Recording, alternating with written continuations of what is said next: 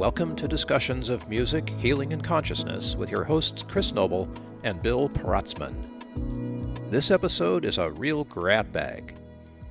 We explore monofrequencies one more time, tour an ancient Maltese hypoacoustic site, review some of the evidence for things such as sound levitation, touch on extraterrestrials and the music of the spheres, and end with a heartfelt plea to take the short but difficult journey from what our heads think to what and how our hearts hear one another. We'll be talking about all that and much, much more, as always in these open conversations, here on Discussions of Music, Healing, and Consciousness. I always, whenever I hit that button, man, I feel like I'm just adding to the noise. I've got to get over that. What do you mean you're adding to the noise when you Well, I record? mean, this is a podcast, it has an intention, all of that, but there is so much out there. I mean, there's 30 million podcasts and Yeah, but 150,000 books are dropping you know, every week. even if you've got an audience of like 50 to 100 people, let's say, which is pretty realistic, I would say Yeah, it's not crazy. it's not crazy. That's still a solid group of people. If you see 50 or 100 people in a room, Yeah, and all like clearly interested in listening, yeah, that's that's pretty something. impactful, actually. Yeah, Yeah, I agree. I do you agree. know. So I I'm don't, fine with that. it's the competition factor. It's like if there's important stuff, why are we all competing for it? Well, if anything, maybe we're also in a way like the old models competition, of course, but now it's like, well, if we all just follow the topics and things we're passionate about, we'll all find ourselves in really interesting niches. Yeah, Like there's not a ton of podcasts doing music healing and consciousness, that's I'll true. just say, Yes, it's true. and there's not many doing ancient mysteries on earth that I'm finding right now. And everyone I find the most hilarious niches. Um, there's just so Right? many niches out there you would just never know about, but then you discover them, and of course you look and there's like, wow, there's a whole little community here. It's amazing. Yeah, somebody's doing something on this. Exactly. Yeah. I had something I wanted to maybe go over today for the show. I came across through my Ancient Mysteries on Earth research. Just had a podcast guest on, and he brought up something that I had kind of heard a little bit about, but Is this hadn't. Robert Edward Grant? No, but man, I will have him on my podcast one Yeah, day. he sounds pretty He cool. is awesome. I love, love, love, love his work. So as you No, were saying, sorry. no. So this is Got about the curiosity behind 110 hertz.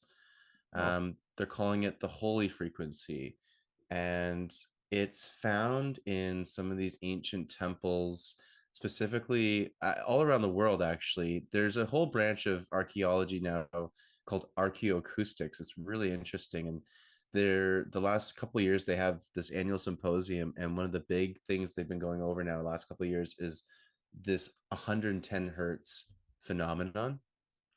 okay. And it's I'll give you the example what's the most dramatic, but they're recording this frequency around temples all around the world.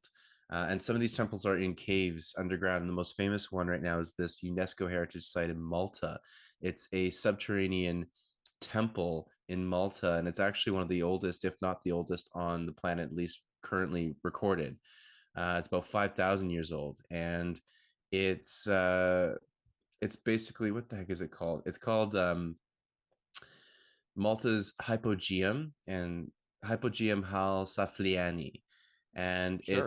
it's quite a complex underground, um, let's just say, facility of some kind.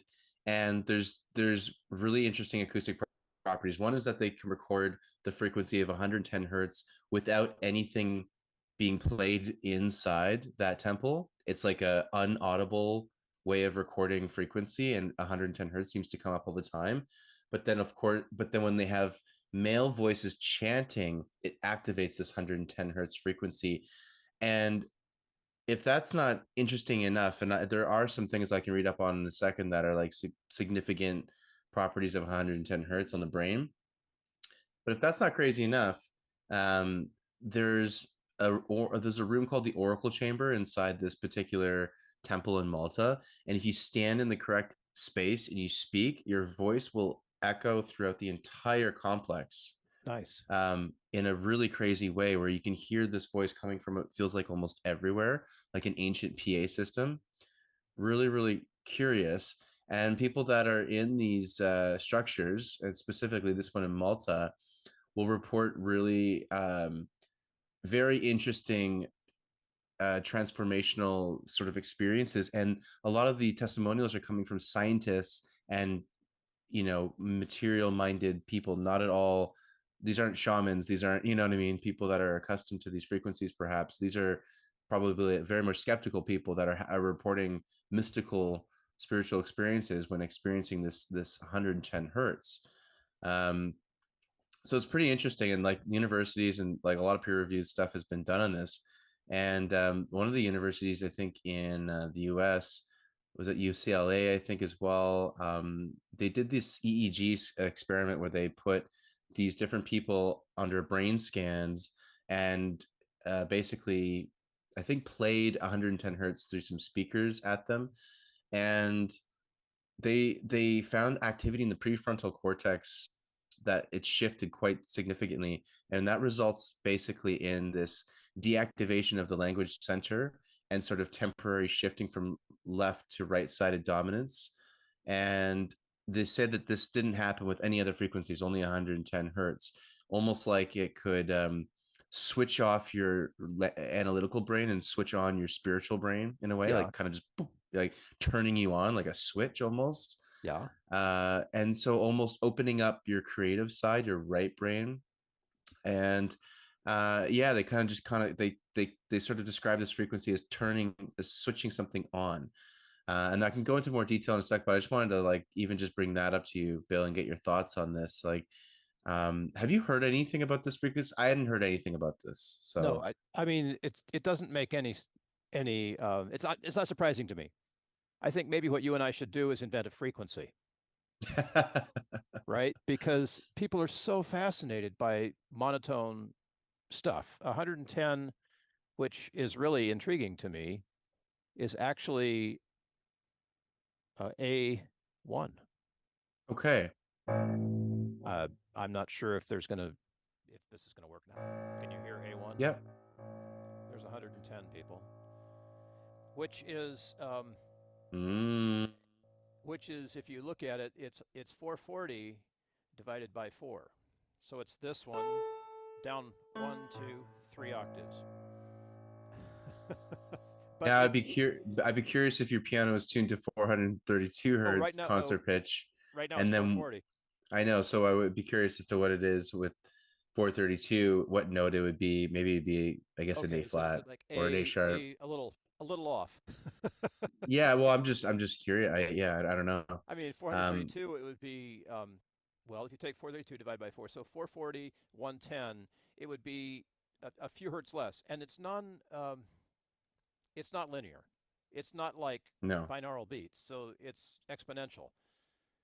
Yeah. So you have to add a few clicks or subtract a few clicks. But if 110 is a big deal, it's a note that happens a lot in 440 tuning.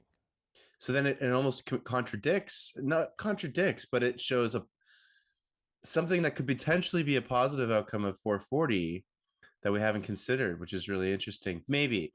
But what's Well, really curious, 528 is. I mean, it's only 5 clicks away from C, 1, 2, 3, 4, C5. 528 is only a few clicks higher than that. That's 523 right? if you're tuned to Right. 430. It's even lower if you're tuned to 432, right? But That's true. so these frequencies, I hate to call them frequencies, man, because a frequency implies that it's a pure sine wave. But these Right. tones that we Yeah. hear, 528, 110, um, these tones are they're ubiquitous. They exist everywhere, and Yeah. isolating them this way is very curious to me. I'm not skeptical because I believe that sound affects us. But it's like people, once you discover dopamine, all of us like, well, if I take a bunch of dopamine, I'm going to be real happy, right? Well, like, wait, Yeah. time out, right? It's like, if I take Yeah. a bunch of mushrooms, I'm going to, well, no, wait a minute. There's an interaction here. and other things are required in order to make like ayahuasca work. You've got to have whatever it's called. You've got to have some inhibitor to make the ayahuasca uh, version of DMT take hold. It's got to have that balance. Like, and 100%. just listening to a single tone for a long time, a single sine wave, It's true. I mean, it drives you you know?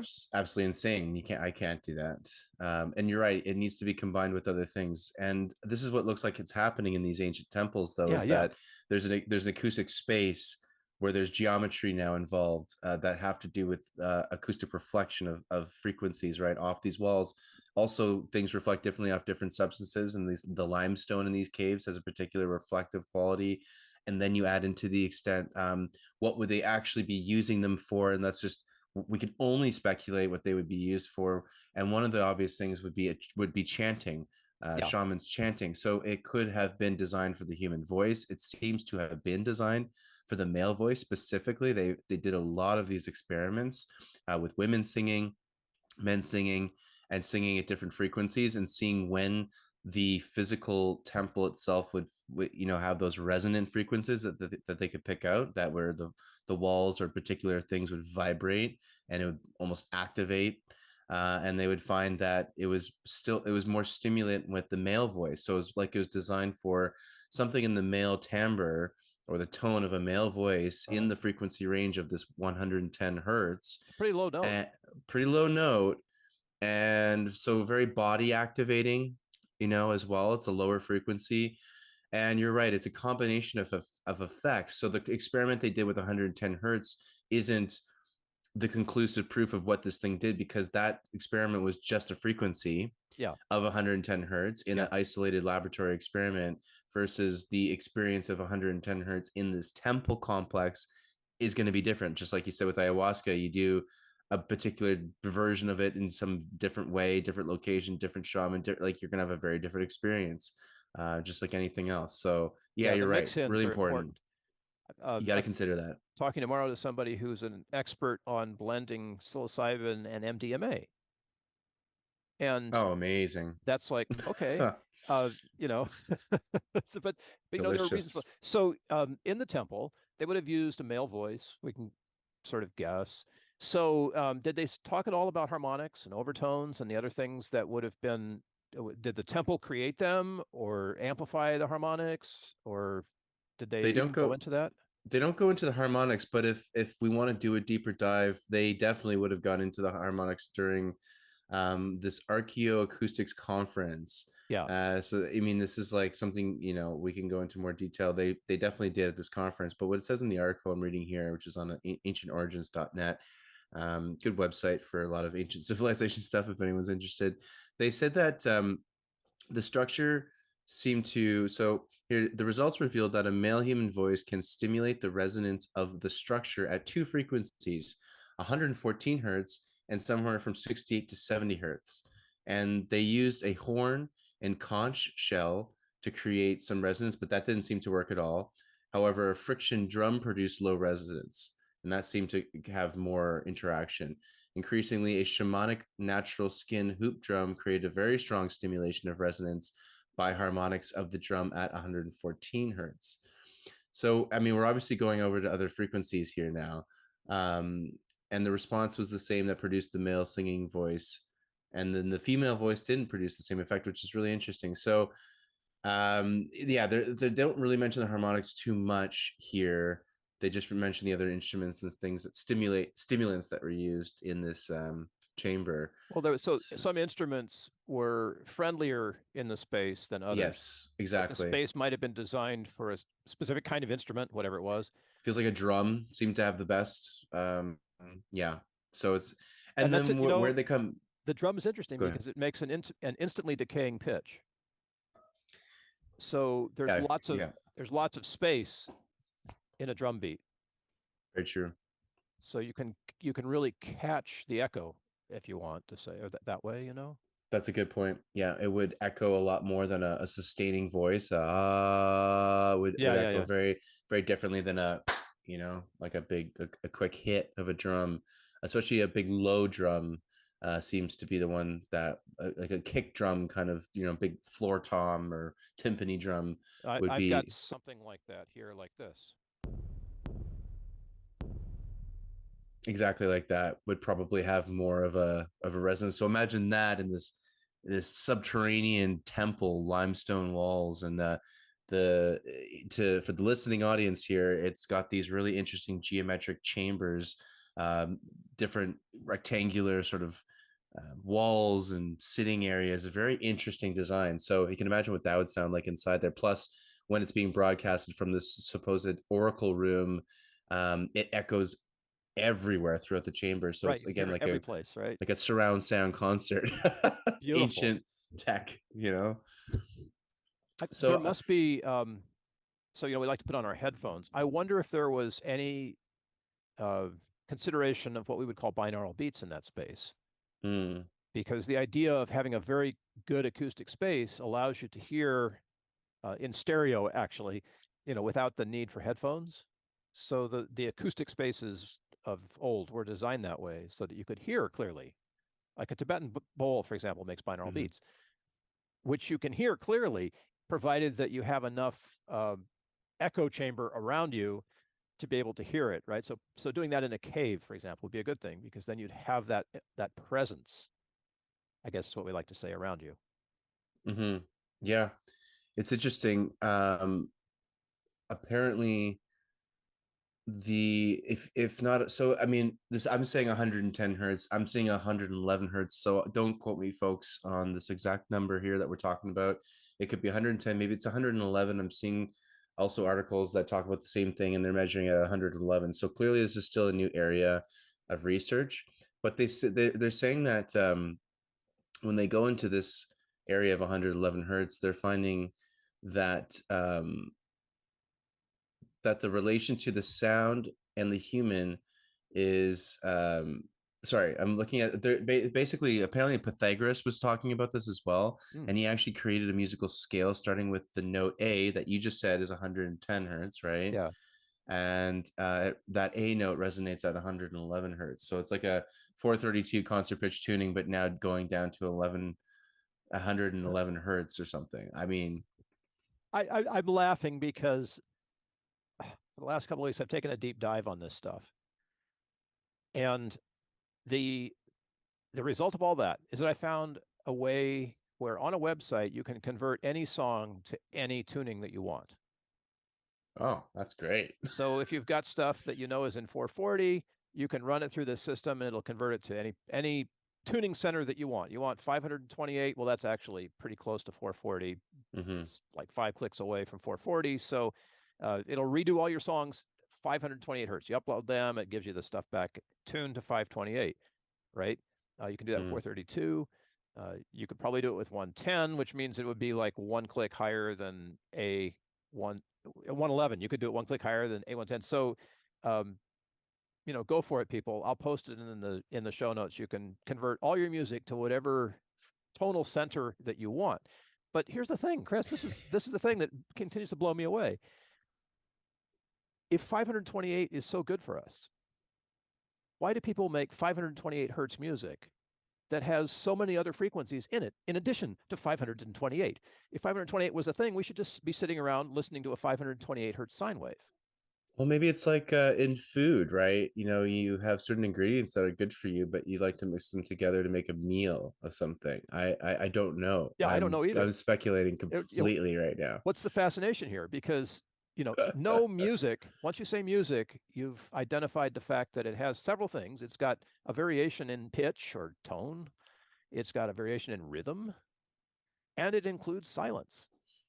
Well, You've I got to think put what all three we're of those to make music, right?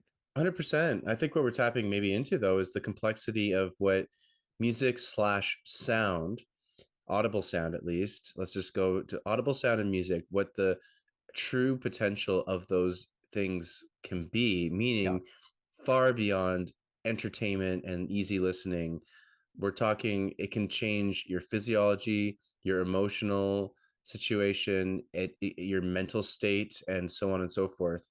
And this probably what we're doing is just looking into the insanely complex area of sound and music, let's say manipulation for the human psyche, consciousness, body, whatever, because I'm sure it's so complex, and there's probably general rules, just like with other things, and there's probably very individual based things where only one person in the world might experience this with this particular frequency, and so on and so forth, just like so many other things in life, right? I completely agree. It's it's as if we'd gone to the plateau of Giza and there was nothing there, and somebody saw a little tiny point of a rock sticking up and started to excavate and discovered that below that tiny point of a rock there was this sort of triangular thing, and kept Mm, excavating. And thousands of years later, they'd gotten all the way down, and discovered the Great Pyramids of Giza. It's like that's our knowledge of music right now. We're looking at the mm-hmm. tiny top of the pyramid sticking up through this immense sea of sand, and we're approaching it as if that's what matters, is the tiny point, right? 528, 40 hertz, 1 hertz. And you know what? That's cool, but you kind of need to excavate the whole pyramid and figure out what the whole thing looks like before you can get some sense of what you've really got. 100%. It's very complex, and It's incredibly complex. And not and not a, hey, go yeah. people, find out something about every audible sound, every measurable frequency, every hertz that you can has probably got a good effect on us. And over Yeah, how many of them can we hear, from 20 to 20,000 hertz? So there's going to be like almost 20,000 different frequencies that we can hear that require research right now, people. and that's just Need what we to can hear. know. And that's just Yeah, what we can hear, yeah. right? And we're not talking about the Schumann resonance, which we can't hear, and a bunch of other stuff that we can't hear that's really good for us. 100%. Right? We I there's levitation technologies with sound, Oh my right? gosh, yes. There's these That monks was in so cool. Tibet. That site is just like, oh, that It's levitating sound levitation thing. That's so so cool, cool. man. It It's just just blows me away. so it looks like sci-fi science fiction, because Yeah, yeah. it just reminds us of so many movies that we've seen, and here it is in real life. Real And life. this is what apparently a lot of not so long ago, even 50, 100 years ago, some people saw and documented in the Tibetan Himalayan mountains, these Tibetan monks that were vibrating rock with these a whole array of instruments. Basically, they would position and angle a bunch of ton of instruments with holes cut out of them, very very specific, like So the fascinating. size of the drums, the size of the trumpets, very very particular, aimed in a particular way at a particular distance. Like, this is not throwing some crap at the wall and seeing what sticks here. No, this is a very precise operation with sound and instruments to levitate things. So once again, we're just scratching the surface of what can be used with sound and music. I think it's infinite, Yeah, literally. You can do I believe you anything. completely, because everything in this vibrating universe is making a sound, Correct. right? Whether Mm-hmm. or not we can hear it. And what a cool thing that would be to be able to hear that. I'm, there's an incredible composition that uses, I'm sure, many thousands of frequencies at once, but it's this swirling sound, which to me is like the music of the spheres. Mm. And no one of them is predominant. They're all distinct. You can actually tune in to any part of it and hear it, but they're all there. And it is this, it's this cosmic, almost audible assault, but it gets into you, right? It gets into you. And I'll say it because, you know me, Mr. non-mono frequency Bill. I need it all. I feel like Yeah, I need it all. Like if I had a dial that I could just isolate one frequency, it would be missing its background in a way. It would be like watching a movie through a pinhole camera or something. You can just see one pixel on the screen, and that's your experience of Avatar or whatever, right? You've missed. just not doing it. It's not enough, right? And I love that. So hey, pull it apart, but it would be awfully boring. Although you know me, I'm the one who's going to release the 528 hertz album with 60 minutes of one sine wave, 528 hertz, right? This is the ultimate healing tone, right? Bang. And now you've told me about another one, 110, 112. Hey, I'm going to have my recording career is assured, man. Yeah, Here I you got go. 20,000 songs ready to go. 20,000 songs ready to go. And, put a little meditative voiceover in there and some nice swirling imagery, and pretty soon I can build an audience of people who are really into 528 or 114 or whatever the particular thing, right? I mean, Absolutely. I'm being facetious here, but if it's that good for us, you know what I'm saying? If it's that good, uh, I'm sure somebody's already done this, right? And Yeah. it also gives me an idea too, because now I can take all the music that I've written and re-release it in any particular, hertz designation that people want. Instead of the remastered version, it's the It's retuned the retuned version. version. Yeah, pick your Yeah. tuning. In fact, it'd be nice if you could do that in real time. You were saying earlier about music of the spheres and the sounds of the universe, right? The sounds of the Yeah. cosmos in a way. What would that sound like? And I've really gotten into this fascinating YouTube channel recently called The Other Side NDEs, Near Death Experiences, Oh, and it's cool. basically it's so cool. It's really well done. They basically interviewed these people on Zoom, all just experiencers of near death experiences, and Nice. they cut it down nicely, about 10-15 minutes long. And anyway, I was binging them, just watching one after another over the weekend, Sweet. these near death experiences. And one of the guys that had them, there's some beautiful commonalities, of course, that you find in these. But one of the not a commonality, but one of a really interesting experiences this guy had was he was floating in outer space at one point. He was able to move all over the place with his consciousness at his own will, and he was with a guide of sorts, of this a spirit guide was with him, and he's like, I want to go into space, and I just want to look at planet Earth, or Gaia, as his spirit had instructed him. That's the name of your planet, is Gaia. He's like, oh great, thanks. And so he zooms out, looks at planet Earth, and just sees this beautiful, of course, beautiful living organism that's Earth. And he saw all these other frequencies emanating from the Earth that we Oh, can't yeah. see with the naked eye, but Yeah. his consciousness could see, and he could see like red, green, yellow, ultraviolet, all these different colors emanating from the Earth. And then he turned around and looked out at the rest of the cosmos, and just heard this amazing sort of sound wash over him. And he explained it like it was like 9 or 10 bells that were rung, but not the initial attack or the hit of the bell, but the resonant after. You know how the ringing after a bell is Yes. hit? It's kind Yes. of like it's whoa, whoa, whoa, whoa. It's more like that sound. And it sounded like 9 or 10 of these bells sort of vibrating in these different harmonic frequencies together. And to the me, he didn't, this guy explaining the story didn't know about the music of the spheres, but the way he described the frequencies and the different, there was only maybe 9 or 10 of these harmonic um frequencies that sounded like these bells that he could hear representing the cosmos. And I was wondering, was he hearing the music of the spheres maybe in this out of body state perhaps, or what was his consciousness hearing as those bell sounds out in space? I don't know. I um wonder how we hear, you know, when you're in, not in your body. yeah, when we don't have Yeah, the ears me too. available. That's what he was asking in the experience too, because he's like, okay, well, I'm moving, but I don't have a body to move, but I can move. Okay, I can hear. I don't have ears to hear, but I can hear what we would know as sound. So what's going on there? I don't think he could touch or feel much, but maybe he could. I don't know. It's interesting. Yeah, it's fascinating. YouTube channel for any. Check it out, everyone listening. It's a good one. Could I play something like that, a recording that I found that you're reminding me of? Of course. I'm not sure if we're going to get real great fidelity on this, but let me give it a try because it's got that sort of pulsing, but no beginning tone, ending tone, Okay.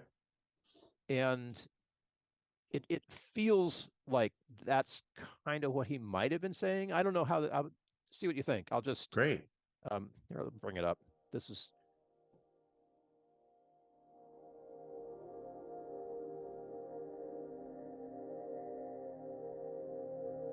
Yeah,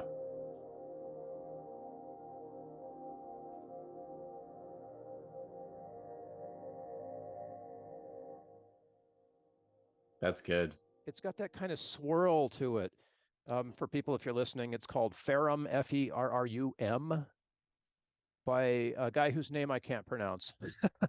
So I'll Where'd you put it get? in the show notes. Yeah, put that. Where is that on YouTube? It's a Spotify, Spotify. but Ferrum. Ferrum, it's captivated me. There are a lot of songs called Ferrum on Spotify. Okay. So I'll throw this one out there. But it's captivated me because of that non-melodic sense Yes. of just tones orbiting around me in audible space. But it's harmonic in a sense that it's not a bunch of dissonant tones. Like Right. they would be in what we would consider the same key, I would think. Yeah, you Or at least something that's, you know tuned what I mean? similarly. Right. I Right. mean, So there's that's what this I find interesting. they're congruent. So Yeah. like they Yeah. flow out of each other in a way that isn't um, dissonant. I'm trying to say words that aren't Yeah. music words, right? They But sound good together.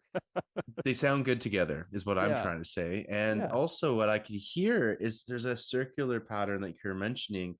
Would that, that to me sounds like a spiral galaxy. Sounds like, yes, of the yes. vortexing mathematics, the Fibonacci mathematics of a spiral galaxy. That's In the beautiful. headphones, I don't hear it moving around me spatially, but I do hear it sort of drawing my attention from left to right.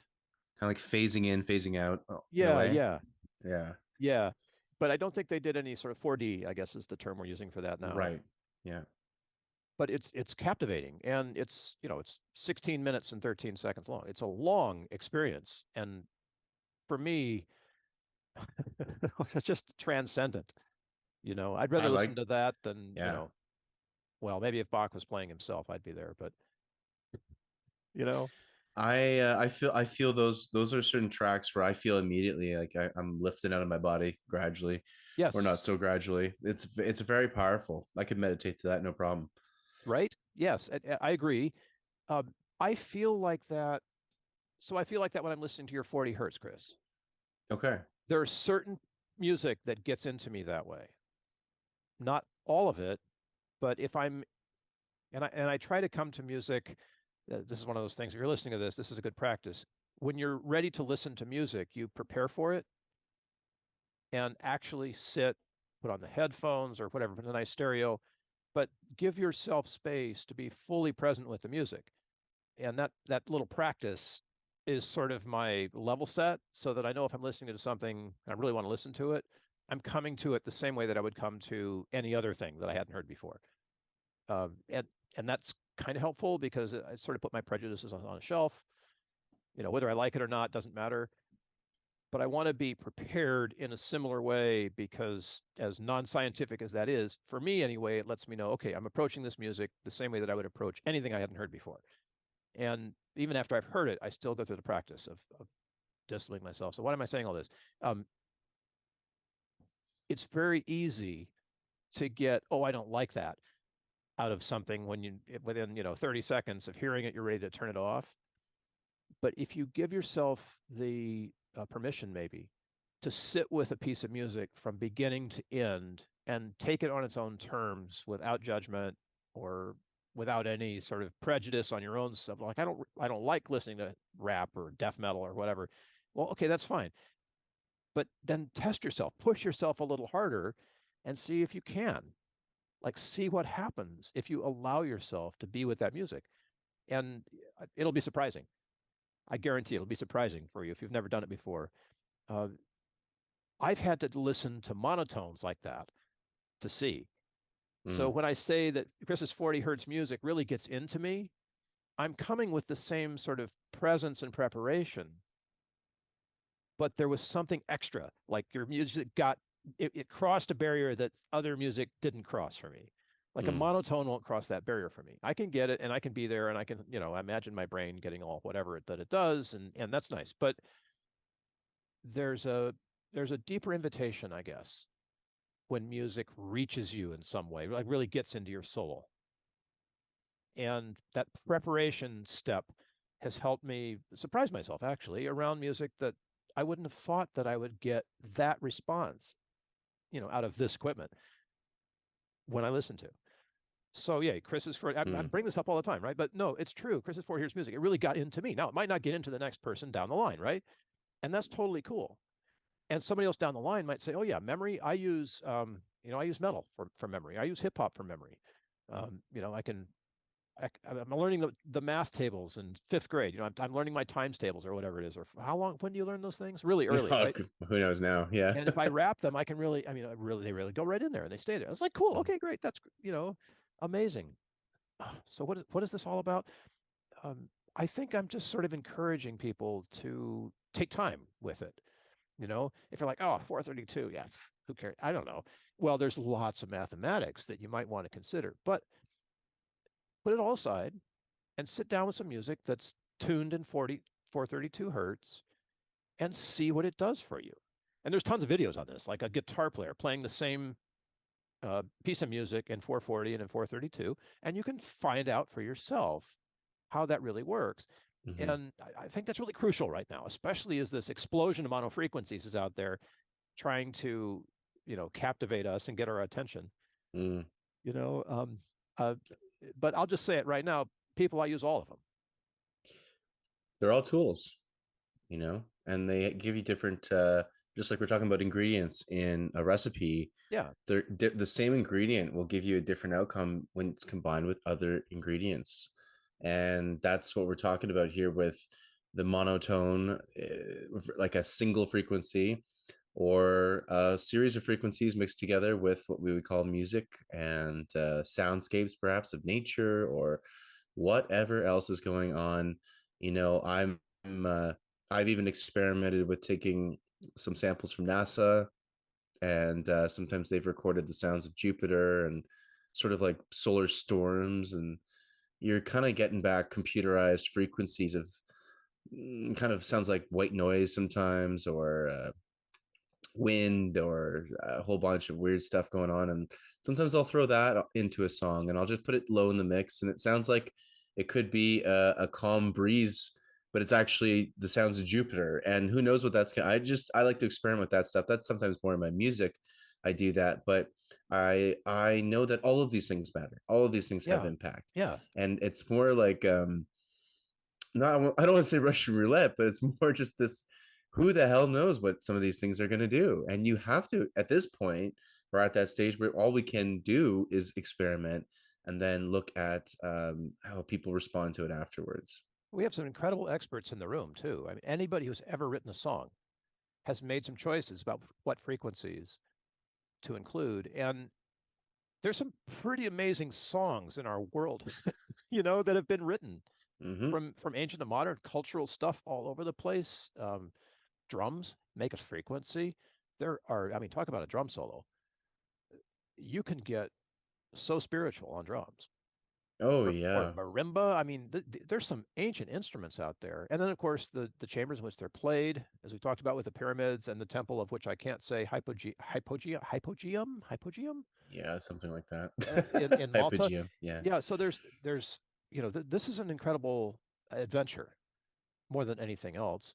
And if you find something that works, I mean, maybe we'll find out that 111 hertz in the temple in Malta was, you know, it it fixed an ancient form of COVID that we no longer have. Or, I mean, It it could. could be that random, right?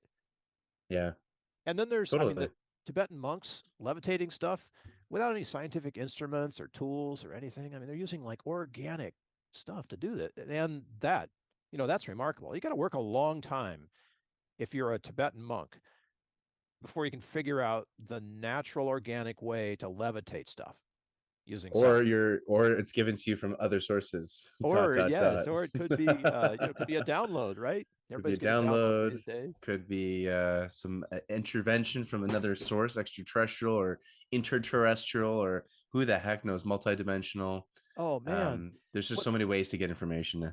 we're talking about, holy geometry, sacred geometry. I just read, how many things we've shot down? Four things in the last 2 weeks, right? One of them was a balloon, but Yeah, the other three have been, quote, objects. yeah. Um, two of which they said were cylindrical, and one of which they said was octagonal. Hmm. So, what do you think? Are these UFOs? Oh man, if they're making their way into mainstream media, there's usually some kind of an agenda behind it, because there's so many actual UFOs going on that will never make the light of day. So the ones that do, I always have to question and ask, okay, well, why these ones? Right. And I'd say I know there's extraterrestrial life out there. I feel it. I know it. Every part Yeah, of me knows that. I think it's arrogant to think we're the only ones in an infinite universe that's been seriously. around for billions of years. You know how much time people have had to get sophisticated? Exactly, you know? right? So, yeah, we're definitely not alone. However, are these UFOs? I don't know. They could be military, advanced military of our own, or they could be UFOs. I'm more curious to see how are they, what's their angle, like what's the angle with these stories, because if it's actually coming from the extraterrestrials, in my opinion, it's going to be a lot of peace. It's going to be a lot of clean up your act, guys. Get your planet together. Treat each other with love and respect. Stop killing each other. Those would likely always be the messages from the extraterrestrials. If we're going to get things otherwise, the military needs more reasons to expand the military. What a better reason than an extraterrestrial threat, right? And they've been prepping us Right. for decades with Hollywood. So who knows what's going to be coming? I still think it's positive, no matter what, that we start to get disclosure on extraterrestrials. So I'll take it. Although I think they're going to try to spin it into a threat. So we got to put more money into the military. Oh yeah, military industrial complex. Here we It's a come. thing. It's a Yeah, thing. it's a thing. Yeah. But it'd be really cool. And I've been waiting my whole life for that. And hey, maybe they could help us answer some of these frequency questions. Seems like they know a lot about frequency and sound. And they may have there's a really amazing research rabbit hole, if you want, with the Dogon tribe of West Africa. They're a very old tribe, thousands and thousands of years old, and they're descendants of one of the cultures or one of these civilizations that occupied Egypt at a very ancient point, and they take this ancient Egyptian knowledge and then have it in their own culture called the Dogon culture, and they have knowledge of things that they simply shouldn't have knowledge of according to modern science. So they know about quantum mechanics, and they have for thousands of years, and this has been verified by studies into this tribe. They knew about Sirius, the star Sirius. Of course, you can see that with the naked eye. It's one of the brightest in the sky. But then they knew about Sirius A, B, and C, all the dwarf stars that are beside Sirius. You cannot see those with the naked eye. Some of those are in the gamma wave spectrum, where you have to have specific satellite and telescopic technology to see this. They knew about it. They knew about it for thousands of years.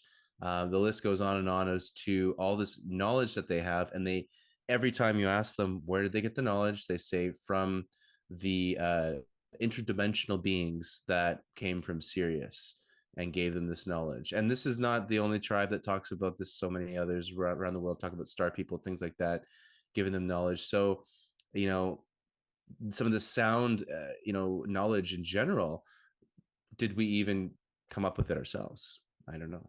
I think we're Maybe so maybe it primitive. had help. Got to agree with you. We're plucking strings, and measuring overtones and getting all hyped up about monofrequencies, and that's just there's so much more richness behind that. There has to be.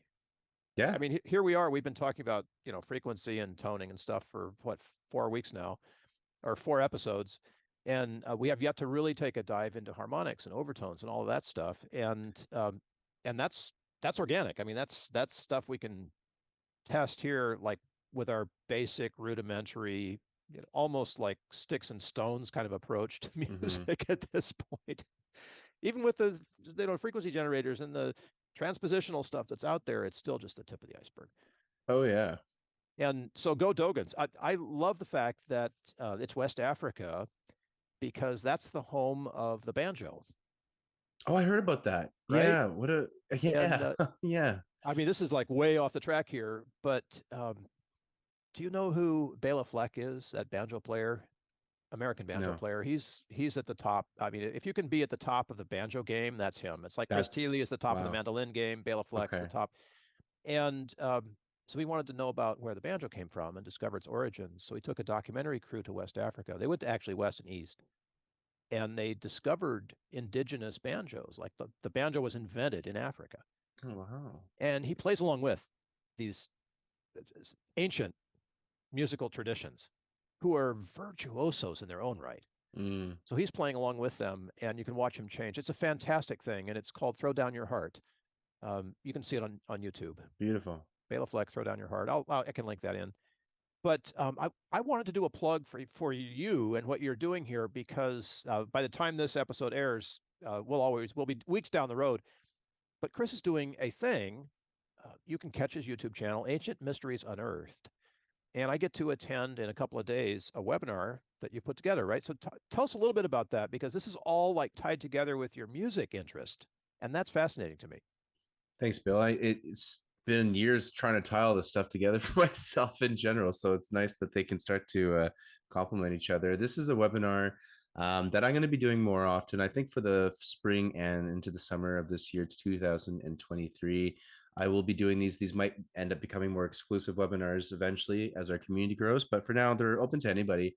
And each month we'll meet and basically just a whole bunch of people that are interested in the alternative history and the ancient mysteries, all the ancient wisdom, and all the stuff that surrounds history and specifically the mysteries of history. And there's so many more mysteries than facts.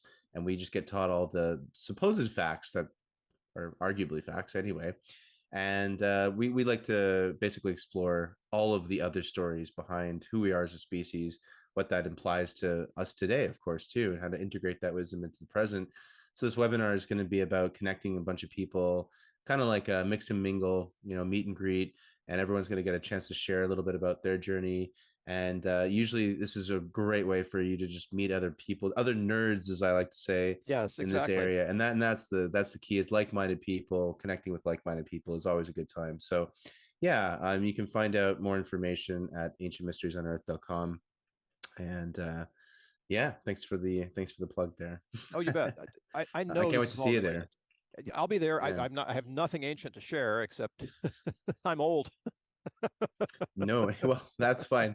You know what is more important is that yeah, as a musician, like you, that's what I mean. Musicians have an interesting perspective on these ancient sites, where a brand new discipline called archaeoacoustics, like we were talking about at the beginning of Right. this Yes. episode, that is sound, that is vibration, that is what musicians are trained to be aware of. And when you go into this area, and also if you go into these sites on a physical level with the perspective of a musician, it's actually a really beautiful way to experience these places. So Right. even if Isn't it you though? like, so you would go into these places with a different perspective, you'd have a pretty awesome time, I think, at some of these, because I'd probably find Bill in the corner thumping his chest, making Yeah. Yeah. vibrations, bouncing off the walls. This is what I was doing in Egypt, FYI.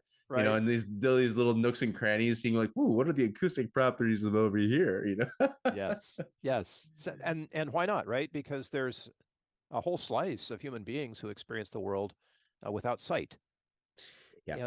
And I think that part of the, well, I know this for a fact, and this is secondhand because it's a story that's told by poet David White about he visited a temple that they had to hike way up into the mountains of Tibet to visit, but it's totally dark. And the idea is that you enter this space in complete darkness, and then the guide lights a match or candles or something. They had torches. They had torches. They could just like turn on the flashlights, but they had to go in the dark. And the idea of sensory deprivation, I think, is the right word for it, right? Yeah. To be suddenly then at a moment that is important, at a ritual moment, to be surrounded by a space visually is hugely impactful. It must be just amazing for someone who's been blind all their life to finally see, right? Yeah. And I know you experience this the way that I do, where you go into a new space for the first time and then it becomes silent, and then a sound is made, music is made, whatever. Maybe you're going to a concert and you've never been in this particular concert hall before, and then the music begins. And the nature of the space in which we worship sound is just as important as the sound that is made in that space, you know? What someone, I forget who, says geometry is, or architecture is frozen music. Oh, that's beautiful, Yeah. right? So it's really just the it's geometry is the result of frequency vibrating in the physical. And so is architecture, is like the art form of freezing music into a physical shape. And that's really how the ancients built, with that mentality. They Yeah. weren't building to make something based out of ego, something based out of cutting your budgets down to make a extra little profit on the corner lot, condo, develop it. No, no, no, no. They were building with a very different intention, and it was to enhance and manipulate frequency in so many ways that we can't imagine, that are physical, mental, emotional, spiritual, extra dimensional. I think they could do so many things with just tweaking the shape of a physical building. Would be just as important as the frequencies emitting inside that building. They're all connected. They're all equally, I think, important, like you're saying. So Talk yeah, about an but man, interdisciplinary, you know, function. You'd have acousticians and architects right? and like designing a new concert hall the way we do these days. I heard that the ancient Egyptians had these healing chambers that were a granite slab of uh, like a big like a table essentially that you would lie down on, and your operator doctor person would be in another room, and there's these two granite slabs, rectangular, that just would be the surface area for the palms of your hands to rest on. They put both their hands on these, and they would feel from the frequencies of these panels that were linked into the table that their patient was on somehow, and they would then do, I don't know, mental consciousness type of healing, or frequency based, or I don't know what, but they're using this almost communication from the granite, probably the quartz, crystal quartz in that granite probably had properties that helped with this, and they would basically heal their patients Yeah. in this way with Vibration. what looked like no tools, Yeah. no nothing, or maybe they were and we lost it, I don't know. But you hear these stories, but also like different places that they found where like that is a theory as to how they used to do a lot of their healing therapy. So yeah, like it's just, it's basically a whole other entire different reality and a different way of living, is living with the idea of sound being at the form of everything, right? In the Bible, God said, let there be light. The sound came before light, sound came before everything. So if we look at it with that perspective, you everything changes. You build in a different way, you speak in a different way, you move your body, and everything changes. You eat in a different way. Yes, it's bringing our attention to the sounds around us is so beautiful. Anyone who's trying to become a better listener, you can teach yourself how to do that by listening to music you haven't heard yet.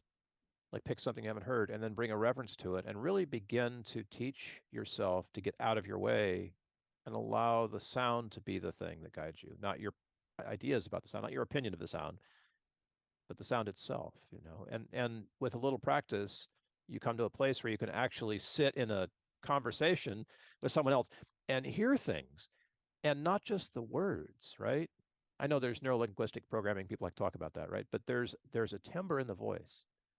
And as you become accustomed to listening for those things, you will experience the sound of someone, even that you know very well, in a completely different way and with a new kind of depth and understanding that you wouldn't have otherwise. And it just takes a little practice, right? Well, first of all, you have to shut up. And that's really hard for me. What was that? Two guys that like to do podcasts shutting up? Are you Yes, serious?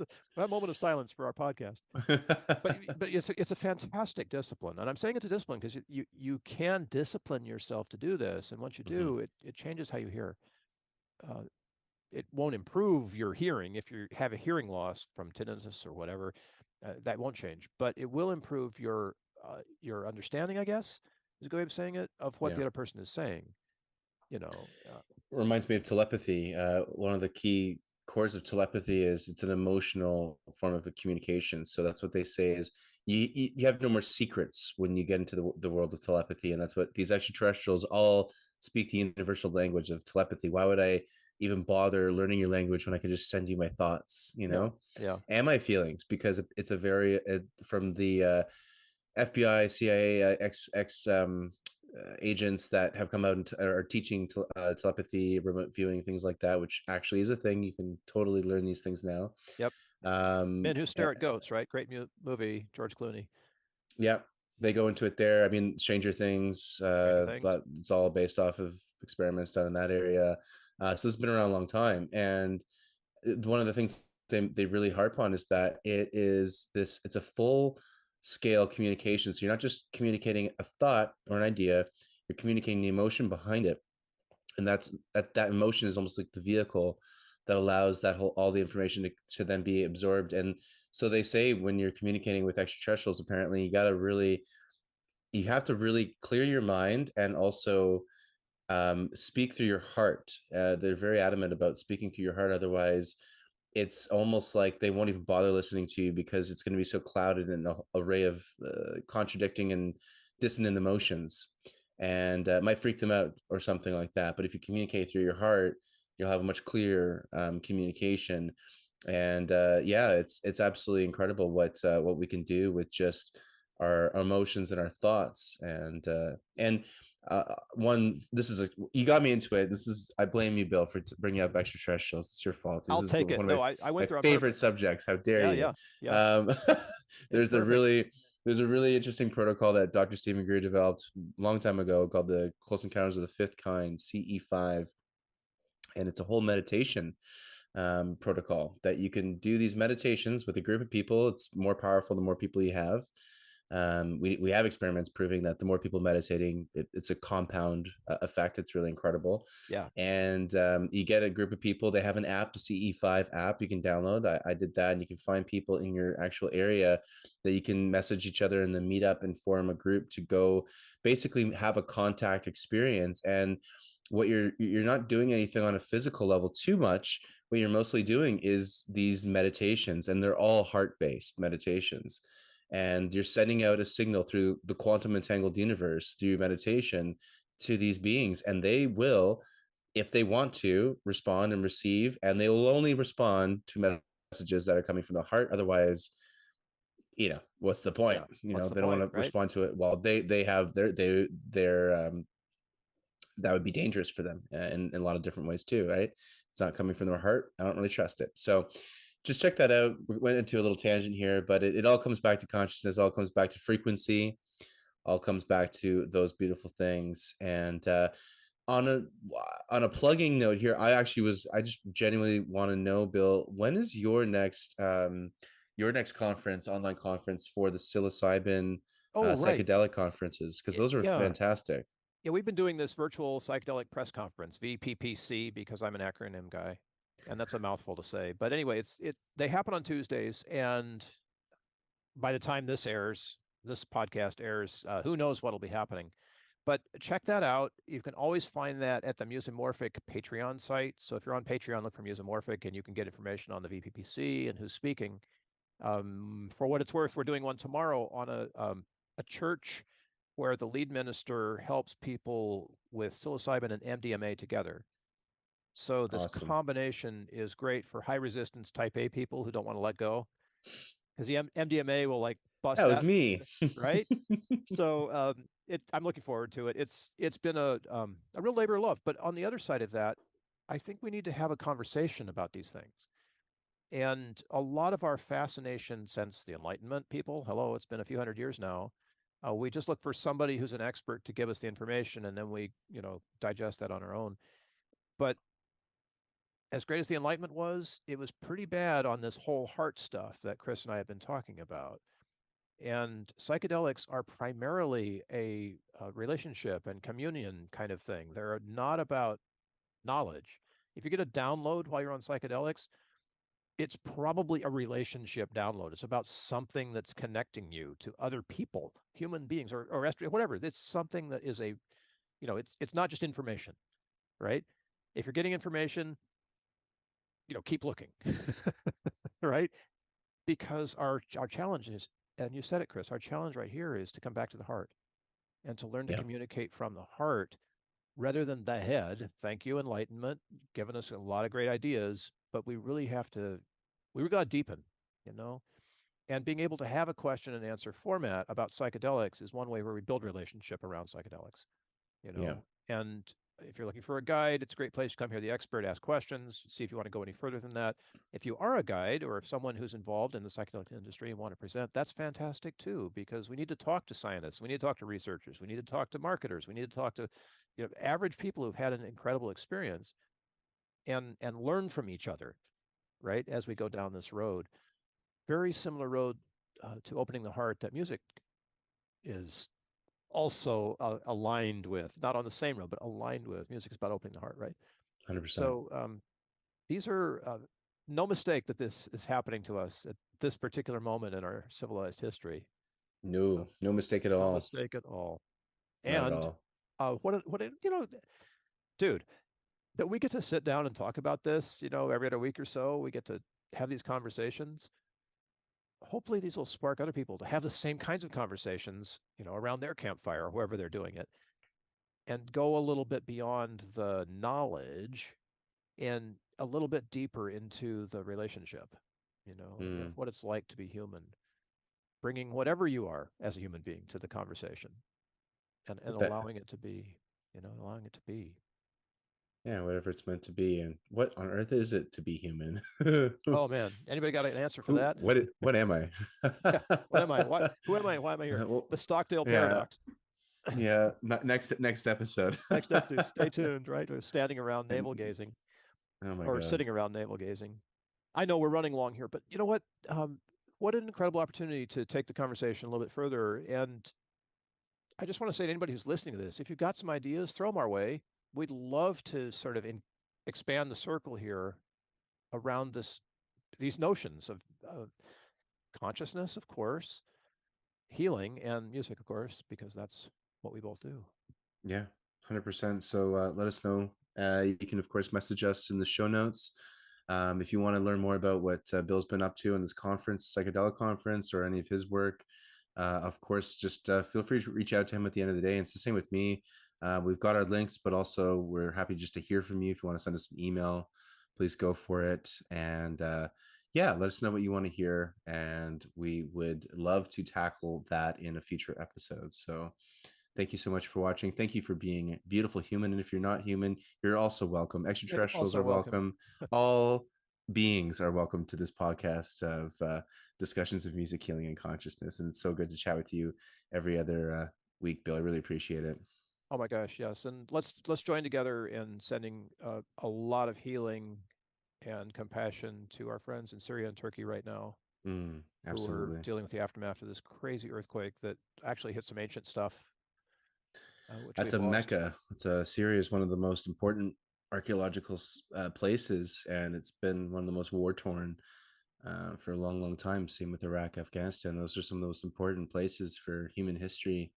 And of course, wonderful, beautiful humans currently around too that obviously, we'll use our good vibrations. So let's send them out, and much love to everyone listening. Thanks for tuning in. Yes. Thank you all.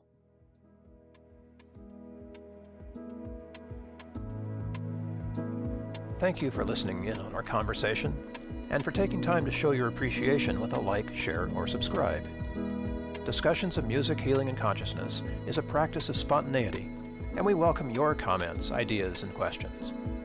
There are ways to connect with us in the show notes, so let us hear from you. Until next time, this is Bill Peratzman along with Chris Noble wishing you great musical health. Sanara Huchaya.